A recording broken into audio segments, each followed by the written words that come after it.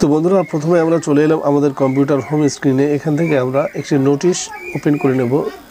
এটি আমাদের একটি নোটিশ অফিস থেকে ইস্যু করা হয়েছে। আমরা দেখে নেব আগে আদেশ অনুসারে বিএলএন এলআরও বসিরহাট অন। এখান থেকে আমরা দেখব 2025 সালের মিউটেশন কেসের শুনানির নিয়মকানুন। তো বন্ধুরা, এই বিষয়টি আমরা জানার আগে আমরা আমাদের পুনরায় কম্পিউটার হোম স্ক্রিনে চলে এলাম। এখান থেকে আমরা একটি মিউটেশন অ্যাপ্লিকেশন ওপেন করব। এটি আমাদের বাংলার ভূমি ওয়েবসাইট আমরা দেখতে পাচ্ছি। আমরা এখান থেকে হোম পেজে চলে এলাম। তো বন্ধুরা, আমরা হোম পেজে চলে আসার পরে এখান থেকে সিটিজেন সার্ভিসের উপরে ক্লিক করে দেবো। তারপর এখান থেকে আমরা অনলাইন অ্যাপ্লিকেশন এই সেকশনে ক্লিক করব। তারপর এখান থেকে আমরা মিউটেশন অ্যাপ্লিকেশন এই সেকশনে ক্লিক করব। তারপর একটু ওয়েট করব আমাদের পেজটা খোলা পর্যন্ত। বন্ধুরা, এটি আমাদের মিউটেশন অ্যাপ্লিকেশনের প্রথম পেজ। এখান থেকে আমরা চলে যাব লিস্ট অফ ইনক্লোজার এই সেকশনে আমরা ক্লিক করে দেবো। এখান থেকে আমরা স্ক্রল ডাউন করব। এখানে দুটি কলম আছে, সেটি আমরা দেখে নেব। এখানে বলা আছে নির্দিষ্ট ফর্মে ঘোষণাপত্র 10 টাকা কোর্ট ফি সমেত। তারপর ইংরেজিতে বলা আছে declaration in the prescribe form with court fee stamp 10 rupees. তার নিচে বলা আছে যথাযথভাবে স্বাক্ষরিত আবেদনপত্র, মানে ডিউলি সাইনেড অ্যাপ্লিকেশন ফর্ম, যেটি আমরা 50 ফর্ম বলে থাকি, মিউটেশন অ্যাপ্লিকেশন ফর্ম বলে থাকি, যেটি বিএলআর অফিসের আশপাশ কোনো জেরক্সের দোকান থেকে পাওয়া যায়, অথবা যদি না পাওয়া যায় সেটিকে আমাদের বিএলআর অফিস থেকে কালেক্ট করতে হবে। তো বন্ধুরা, এখানে আমরা একটি বিষয় বুঝবো, সেটি হলো আমরা যখন কেসের দিন শুনানির দিন জমা দেব, তখন আমরা সে তো অ্যাপ্লিকেশন ফর্ম ফিল আপ করে জমা দিলাম, কিন্তু এখানে বলা হচ্ছে সম্পূর্ণভাবে এই কপিগুলো কিন্তু আপলোড, এটি কিন্তু আপলোড সেকশন আমরা দেখতে পাচ্ছি। যদি আমরা এই সেকশনে ক্লিক করি, আমাদের আপলোড সেকশন চলে এলো। তো আমাদের প্রথমেই কেসের সর্বশুরুতেই আমাদের কিন্তু এই ডিক্লারেশন ফর্ম, মিউটেশন ফর্ম এটি ফিল আপ করতে হবে।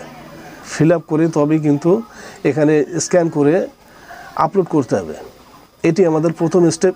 এটি ভালো করে বুঝে নিতে। এটি কিন্তু পশ্চিমবঙ্গ সব জায়গায় নিয়ম, কিন্তু আমরা এই নিয়মটা সম্পূর্ণভাবে কোনো জায়গায় মানি না বলা ভুল, সেটা অপরাধ হবে।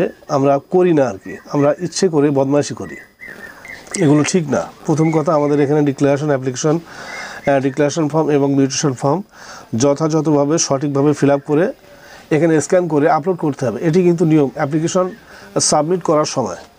এবারে আমরা এখান থেকে ব্যাক সেকশনে ক্লিক করব। আমরা মিনিমাইজ করে দিলাম। আমরা সেই নোটিশটি ওপেন করে নেব। এখানে আমরা এবার নোটিশটি ওপেন করলাম।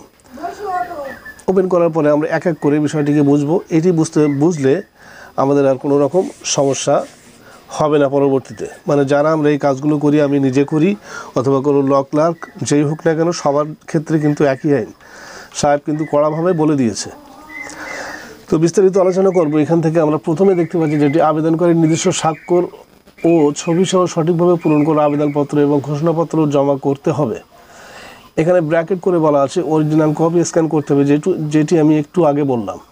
কেসের শুরুতেই কিন্তু ফর্ম ফিল আপ করে স্ক্যান করে রেডি করে রাখতে হবে। দ্বিতীয় নম্বরে আমরা এখানে দেখব স্বাক্ষর সহ সঠিকভাবে পূরণ করা নূতন ফরম্যাটে হাজিরা জমা করতে হবে। সেই হাজিরাটি আমরা দেখিয়ে দেবো। এটি কিন্তু বসিরহাট 1-এর ক্ষেত্রে, সবার ক্ষেত্রে এটি আসে কিনা আমি জানি না। তবে হাজিরার সঙ্গে আবেদনকারীর আধার কার্ডের জেরক্স কপি স্বাক্ষর সহ জমা করতে হবে। তারপরে বলা হচ্ছে কি আবেদনকারীর পক্ষে অন্য কেউ হাজিরা দিলে অথরাইজেশন লেটার আনতে হবে এবং হাজিরার সঙ্গে জমা করতে হবে। নূতন ফরম্যাটে হাজিরা খুব তাড়াতাড়ি বিতরণ করা হবে। এটি এখনও অফিসিয়ালভাবে রয়েছে, এটি এখনও বিতরণ করা হয়নি। মানে আপনি এই মুহূর্তে গেলে কিন্তু পাবেন না, আবার পেতেও পারেন। যাই হোক, তো বন্ধুরা, এখান থেকে আমরা এই অথরাইজেশন লেটার সম্পর্কে আলোচনা করব। এটি কিন্তু যদি আপনি কোনো ল ক্লার্ক, সে যদি হিয়ারিংয়ের দিন উপস্থিত হয়, তার ক্ষেত্রে কিন্তু এই অথরাইজেশন লেটারটি সঙ্গে আনতে হবে, সম্মতিপত্র। এটির বিষয়ে আমরা ভিন্ন একটি ভিডিওতে আলোচনা করব বন্ধুরা। বর্তমানে আমরা এই বিষয়টি নিয়ে আলোচনা করব। এবারে আমরা 3 নম্বরে চলে আসবো। এখান থেকে আমরা দেখতে পাচ্ছি সকল বিবাদীকে সঠিক ঠিকানায় অন্তত 5 দিন আগে নোটিশ করতে হবে। কোনো বিবাদে মৃত হলে তার সকল ওয়ারিসদেরকে নোটিশ করতে হবে। ওয়ারিসদের ভেতরে কন্যা থাকলে তাদের সঠিক ঠিকানায় অনুসন্ধান করে সকলকে নোটিশ করতে হবে। মানে এমনটি হতে পারে কোনো ব্যক্তি মারা গেছে, তার থেকে সম্পত্তি ক্রয় করা হয়েছে, তিনি বর্তমান, আমি রেকর্ড করতে যাব, তিনি বর্তমান জীবিত নেই, সেক্ষেত্রে তার ওয়ারিস এসে গেছে মালিক। তো সমস্ত মেয়েদের ও ছেলেদের উভয়কেই কিন্তু নোটিশ করতে হবে। তো সে যেখানে থাক না কেন সেটি খুঁজে বের করার দায়িত্ব কিন্তু সেই ব্যক্তির, যিনি রেকর্ডের আবেদন করবেন, অথবা ল ক্লার্ক।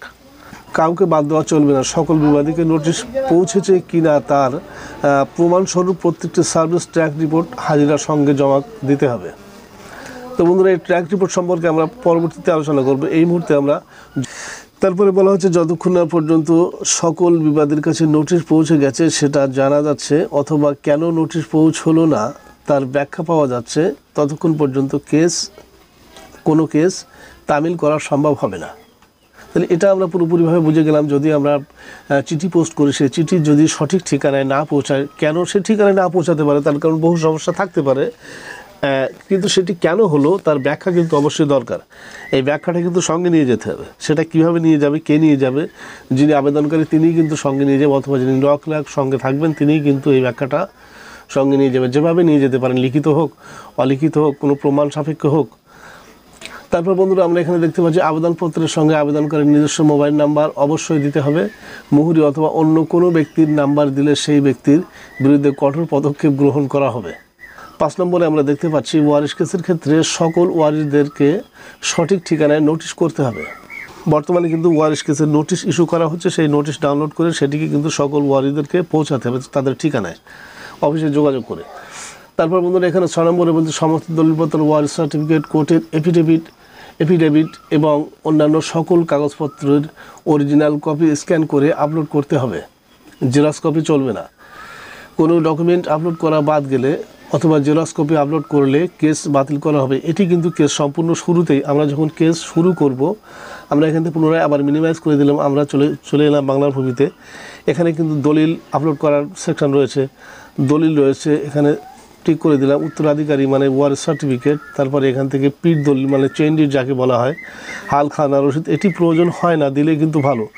আমুক্তার নেওয়া, এটি মানে পাওয়ার অফ অ্যাটর্নি, আদালতের মামলা, রায়, মৃত্যু শংসাপত্র, ডেথ সার্টিফিকেট, আমরা এখানে ঠিক করে সবকটি কিন্তু আপলোড করার সেকশন এখানে চলে এসেছে।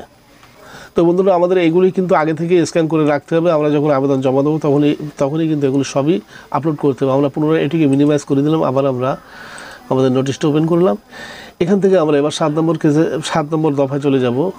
কেস রেকর্ডের সঙ্গে দাগের তথ্য অফিস কপি অবশ্যই জমা করতে হবে। এটির মানে হলো আমি যে দাগের তথ্য দেবো, কারেন্ট তথ্য, সেটি তো অবশ্যই দেবো, কিন্তু তার সঙ্গে সঙ্গে যে ব্যক্তি খতিয়ান থেকে সম্পত্তি কাটা হবে তার খতিয়ানটি কিন্তু মানে আরও যাকে বলা হয়, পর্চা যাকে বলা হয়, সেটি কিন্তু দিতে হবে কাগজপত্রের সঙ্গে যেদিন হিয়ারিং হবে অথবা শুনানি। সমস্ত দলিলপত্র এবং ওয়ারিশ সার্টিফিকেট এর সত্যতা যাচাই করে তবেই মিউটেশনকে জমা করতে হবে। যদি কোনো মিউটেশন ওয়ারিশ কেসের দলিলপত্র এবং ওয়ারিশ সার্টিফিকেট জাল অথবা বিকৃত ধরা পড়ে, তবে আবেদনকারী এবং তার সঙ্গে সম্পর্কিত সংশ্লিষ্ট ব্যক্তির মুহুরি অথবা অন্য কোনো ব্যক্তি বিরুদ্ধে কঠোর আইনি পদক্ষেপ গ্রহণ করা হবে। বন্ধুরা, এখানে বিশেষ করে আমি ল ক্লার্ক যারা রয়েছে তাদেরকে বলবো অবশ্যই যেন এই সার্টিফিকেটগুলো যাচাই করে নেওয়া হয়, তা না হলে কিন্তু নিজেই বিপাকে পড়তে হবে। এখানে কিন্তু পরিষ্কার উল্লেখ করা রয়েছে কঠোরভাবে আইনি পদক্ষেপ গ্রহণ করা হবে, এই বিষয়টিকে আমরা মাথায় রাখবো। বন্ধুরা, এবারে আমরা চলে যাব আমাদের ইন্ডিয়া পোস্ট ট্র্যাকিং সেকশনে। এখান থেকে আমরা ব্যাক সেকশনে ক্লিক করলাম, আমরা আমাদের ব্রাউজার ওপেন করে নিলাম, এখান থেকে একটি নতুন ট্যাব নিয়ে নিলাম। এবারে আমরা লিখব ট্র্যাকিং, এটিকে আমরা সার্চ করে দেব।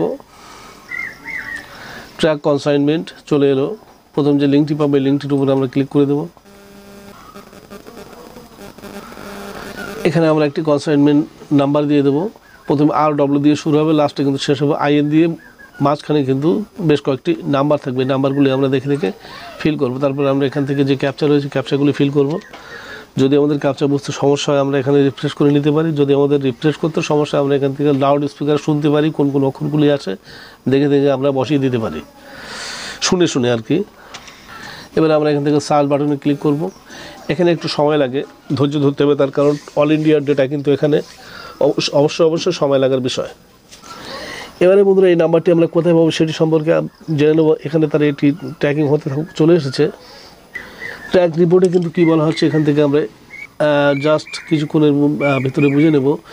কত তারিখে বুক করা হয়েছে, বুকে ডাউন বসিরহাট থেকে, বুকে হেড পোস্ট অফিস থেকে বুক করা হয়েছে, তারিখ কিন্তু এখানে দেওয়া আছে। আর্টিকেল টাইপ রেজিস্টার লেটার এখানে লেখা রয়েছে। Delivery location Itinda SO sub post office, delivery confirmed 11/2/2025, current status item delivered sender, এখানে কিন্তু লেখা রয়েছে item delivery to BL and LRO Basirhat on article receive room. যেহেতু অফিস থেকে ইস্যু করা হয় তাই অফিসে ফিরে গেছে। কেন ফিরে গেছে এখান থেকে লেখা রয়েছে আইটেম রিটার্নের অ্যাড্রেস ক্যানট বি লোকেটেড। যে অ্যাড্রেসটি ফিল করা হয়েছিল সেই অ্যাড্রেসটি সঠিক না, যে কারণে এটি কিন্তু রিটার্ন গেছে। তো সে রিটার্ন যেতেই পারে, ভুল ভাল থাকতে পারে বন্ধুরা, সেই ব্যাখ্যাটি কিন্তু আমাদেরকে নিয়ে যেতে। এবারে আমরা এখান থেকে ব্যাক সেকশানে ক্লিক করবো। এই ট্র্যাকিং নাম্বারটা আমরা কোথায় পেলাম এটি সম্পর্কে আমরা বুঝে নেব। এটি আমরা জানি, তারপরেও আমরা আরেকবার করে বুঝবো। এখান থেকে আমি আমার ফোল্ডারে ক্লিক করে দিলাম। এখান থেকে আমাদের কিন্তু চিঠি পোস্ট করলে এরকম একটি করে রসিদ দেওয়া হয়, এখানে উপরেই কিন্তু এই নাম্বারগুলি থেকে থাকে। এই RW দিয়ে শুরু হচ্ছে, এই নাম্বারগুলো কিন্তু উপরেই থেকে থাকে। এই নাম্বারগুলো ধরেই আমাদের ট্র্যাকিং যে রিপোর্ট সেই রিপোর্টটি বার করে নিতে হবে। তো বন্ধুরা এবারে আমরা পুনরায় আমাদের বাংলার ভূমি অ্যাপ্লিকেশনে চলে যাব। এখান থেকে আমরা পার্টিকুলার্স অফ ট্রান্সফার এই সেকশানে ক্লিক করব। এখান থেকে একটি বিশেষ পয়েন্ট আমরা দেখে নেব। এখানে একটি ফোন নাম্বার দেওয়ার কথা উল্লেখ করা রয়েছে। এই ফোন নাম্বারটি কোন ফোন নাম্বার দেব বন্ধুরা? এখানে কিন্তু যে ব্যক্তির খতিয়ান, মানে জানার খতিয়ান থেকে সম্পত্তি ক্রপ করা কাটা হবে, সেই ব্যক্তির নাম এখানে দিতে হবে এবং সেই ব্যক্তির ফোন নাম্বারই কিন্তু এখানে দিতে হবে। হতে পারে সেই ব্যক্তি মারা গেছে, কিন্তু বর্তমান তার ছেলে রয়েছে, তিনিও মারা গেছে, তার নাতি রয়েছে, তিনিও মারা গেছে, তার কোনো না কোনো ছেলে রয়েছে, তার স্ত্রী রয়েছে, তার কন্যা রয়েছে। যাই হোক বন্ধুরা, কোনো খতিয়ানধারী ব্যক্তির একেবারে যে কেউ নেই এমনটা হতেই পারে না কখনোই। তার কেউ না কেউ তো আছে, যে যেই থাক তার ফোন নাম্বারটি কিন্তু এখানে দিতে হবে। আমরা কি করি অনেক সময় না, সর্বাধিক ক্ষেত্রে আমরা এখানে একটি ভুল নাম্বার বসিয়ে দিই, চালাকি করি। এই চালাকির ফাঁদে কিন্তু বর্তমানে আমাদেরই পড়তে হচ্ছে, তার কারণ কেস কিন্তু তামিল হচ্ছে না। এই তামিল না হওয়ার পিছনে অনেকগুলো কারণ রয়েছে। যদি আমরা এখান থেকে ফর ডিসপোজাল অফ মিউটেশন এই সেকশানে ক্লিক করি, এখানে কিন্তু 2 নম্বর কলমে উল্লেখ করা আছে। এখানে কিন্তু বলা রয়েছে যে তার ফোন নাম্বারে একটি মাত্র আভাস চলে যাবে, শুধুমাত্র তাকে জানানো হবে যে আপনার আপনার সম্পত্তি কাটা হচ্ছে। তো এই বিষয়বস্তু আমাদেরকে বুঝতে হবে। আমরা যদি সুন্দরভাবে কাজগুলি সম্পূর্ণ না করতে পারি, তো আমাদের কেস তো অবশ্যই তামিল না হওয়াটাই স্বাভাবিক। যদি আমরা এই নিয়মগুলো সঠিকভাবে মেনে করি, তাহলেই কিন্তু আমাদের কেস সুন্দরভাবে তামিল হয়ে যাবে। তো বন্ধুরা আজ পর্যন্ত সবাইকে ধন্যবাদ জানিয়ে ভিডিও শেষ করলাম। জয় হিন্দ।